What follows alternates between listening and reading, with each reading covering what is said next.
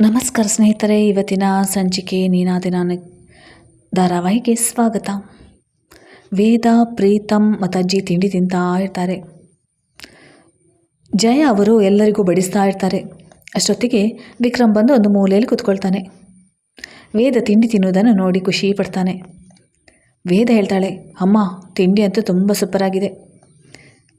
ನಾನು ಹೋಟೆಲ್ದು ತಿಂಡಿ ತಿಂದಿದ್ದೆ, ಅದು ಇದೇ ರೀತಿ ಇದೆ ಅಮ್ಮ, ಅದು ಕೂಡ ತುಂಬ ಚೆನ್ನಾಗಿತ್ತು ಅಂತ ಹೇಳ್ತಾಳೆ. ಪ್ರೀತಮ್ ತಿಂಡಿ ತುಂಬ ಚೆನ್ನಾಗಿದೆ ಅಲ್ಲ ಅಂದಾಗ, ಸದಾನ ಅಷ್ಟಕ್ಕಷ್ಟೇ, ನನಗಂತೂ ಇಷ್ಟ ಆಗಲಿಲ್ಲ ಅಂತ ಹೇಳ್ತಾಳೆ.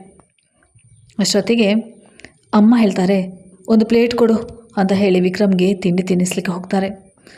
ಸಡನ್ನಾಗಿ ನೆನಪಾಗುತ್ತೆ, ಅಲ್ಲೇ ಬಿಟ್ಟು ಬರ್ತಾರೆ. ಅಜ್ಜಿ ಹೇಳ್ತಾರೆ, ಏನು ತಿಂಡಿಯೇ ಇದು ಒಂದು ತಿಂಡಿ ಹೇಳ್ತಾರಾ?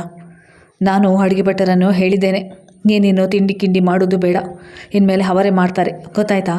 ಇದನ್ನಂತೂ ತಿಂದರೆ ಅಷ್ಟಕ್ಕಷ್ಟೇ ಅಂತ ಹೇಳಿ ಕೋಪದಿಂದ ಅರ್ಥದಲ್ಲಿ ಬಿಟ್ಟು ಹೋಗ್ತಾರೆ. ಅಜ್ಜಿ ಹೇಳಿದ ಮಾತು ಕೇಳಿ ಜಯಾಗೆ ತುಂಬ ದುಃಖ ಆಗ್ತದೆ. ಸೀದಾ ಅವರು ಮನೆಯಿಂದ ಹೊರಗೆ ಹೋಗ್ತಾರೆ. ವೇದಾಗೂ ದುಃಖ ಆಗುತ್ತೆ.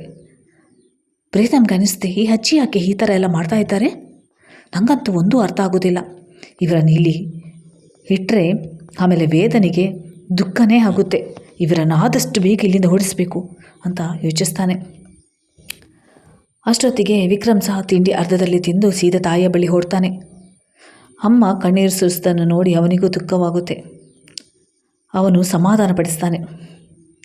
ಇದೆಲ್ಲ ಏನು ಬೇಡಮ್ಮ, ಸೀದಾ ಹೋಗೋಣ ನಾವು ಮನೆಗೆ ಅಂತ ಹೇಳ್ತಾನೆ. ಆಗ ಅಮ್ಮ, ವಿಕ್ರಮ್, ವೇದ ನಿನ್ನನ್ನು ಕೆಟ್ಟವನಾಗಿದ್ದಿನಿಂದ ಒಳ್ಳೆಯ ತನಕ ಮಾಡಿದ್ದಾಳೆ. ಇವತ್ತು ನಾವು ಅವಳನ್ನು ಬಿಟ್ಟು ಹೋಗೋ ಹಾಗಿಲ್ಲ, ಅವಳನ್ನು ಕರ್ಕೊಂಡೇ ಹೋಗೋದು, ಗೊತ್ತಾಯ್ತಾ? ಅಜ್ಜಿ ಹೇಳಿದ್ರಲ್ಲಿ ನನಗೇನೂ ದುಃಖ ಇಲ್ಲ. ಅಜ್ಜಿ ದೊಡ್ಡವರು, ತಾಯಿಗೆ ಸಮಾನ. ಅವರು ಏನೋ ಹೇಳ್ತಾರೆ, ಅದನ್ನು ನಾವು ಸರಿಪಡಿಸ್ಕೊಂಡು ಹೋಗಬೇಕು ಅಷ್ಟೇ. ಅವರು ನಮ್ಮ ಒಳ್ಳೆಯದಕ್ಕೆ ಹೇಳೋದು ಅಂದಾಗ ಅಜ್ಜಿಯಲ್ಲಿ ಬರ್ತಾರೆ. ಏನೇ ನಿನಗೆ ನಾನಿಷ್ಟು ಬೈದರೂ ಏನೂ ಅನಿಸೋದಿಲ್ವಾ ಅಂತ ಹೇಳ್ತಾನೆ. ಆಗ ಅವಳು ಹೇಳ್ತಾಳೆ, ಜಯ, ನೋಡಿ ಅಜ್ಜಿ, ನೀವು ನನಗೆ ತಾಯಿಗೆ ಸಮಾನ, ನೀವೇನಾದರೂ ಹೇಳಿದರೆ ನಾನು ದುಃಖ ಪಡುವುದಿಲ್ಲ ಅಂತ.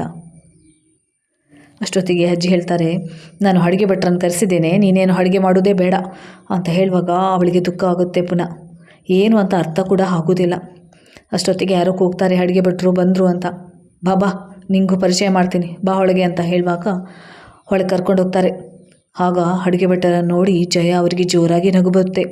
ಅದು ಬೇರೆ ಯಾರೆಲ್ಲ, ಅವಳ ಇಬ್ಬರೇ ಮಕ್ಕಳು. ವಿಕ್ರಮ್ಗೂ ಜೋರಾಗಿ ನಗು ಬರುತ್ತೆ. ಇದನ್ನು ಪ್ರೀತಮ್ ಮತ್ತು ವೇದ ನೋಡ್ತಾರೆ. ಪ್ರೀತಮ್ ಹೇಳ್ತಾನೆ, ನನಗಂತೂ ಇವರು ಇಷ್ಟ ಆಗ್ತಿಲ್ಲ, ಇವರನ್ನೆಲ್ಲ ಹೊರಗೆ ಕಳಿಸಿ ಅಂತ ಹೇಳ್ತಾನೆ. ಆಗ ಅಜ್ಜಿ ಹೇಳ್ತಾರೆ, ಬೇಡ, ಅವನು ಹಾಗೇ ಎಲ್ರಿಗೂ ಬೈತಾನೆ, ನೀವು ಒಳಗೆ ಬನ್ನಿ ಅಂತ ಹೇಳ್ತಾಳೆ. ಆಮೇಲೆ ಅವರನ್ನೆಲ್ಲ ಒಳಗೆ ಕರ್ಕೊಂಡು ಹೋಗ್ತಾರೆ ಅಜ್ಜಿ. ಇವರಿಗೆ ಒಬ್ಬರನ್ನು ನೋಡಿ ಒಬ್ಬರು ದುಃಖ ಸಹಿಸಲಾಗದೆ ಅಳುತ್ತಾರೆ. ಅಷ್ಟೊತ್ತಿಗೆ ಅಮ್ಮ ಹೇಳ್ತಾರೆ, ಯಾಕೆ ಅಜ್ಜಿ ಇವರನ್ನೆಲ್ಲ ಕರ್ಕೊಂಡು ಬಂದೆ? ಒಂದು ಲೋಟ ನೀರು ಹಿಡೋಕ್ಕೋ ಇವರಿಗೆ ಗೊತ್ತಿಲ್ಲ. ಇರಲಿ ಬಿಡು, ಎಲ್ಲ ನೋಡ್ಕೊಳ್ತಾರೆ, ನೀನು ಸುಮ್ಮನೆ ಇರು ಅಂತ ಹೇಳ್ತಾರೆ ಅಜ್ಜಿ. ಅಷ್ಟೊತ್ತಿಗೆ ವಿಕ್ರಮ್ಗೆ ಅಣ್ಣನನ್ನು ಕಂಡು ಜೋರಾಗಿ ದುಃಖ ಬರುತ್ತೆ. ಇದನ್ನೆಲ್ಲ ಪ್ರೀತಮ್ ದೂರದಲ್ಲಿ ನಿಂತು ನೋಡ್ಕೊಂಡಿರ್ತಾನೆ. ವಾ ಚೆನ್ನಾಗಿದೆ ನಿಮ್ಮ ನಾಟಕ ಎಲ್ಲ.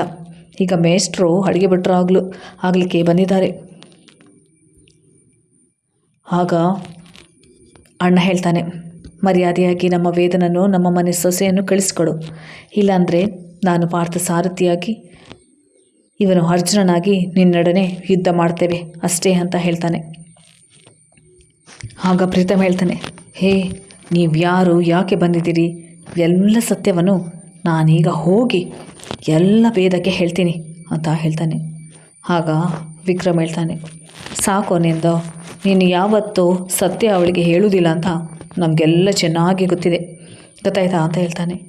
ಮುಖ ತಿರುಗಿಸಿಕೊಂಡು ಪ್ರೀತಮ್ ಅಲ್ಲಿಂದ ಹೊರಟೋಗ್ತಾನೆ.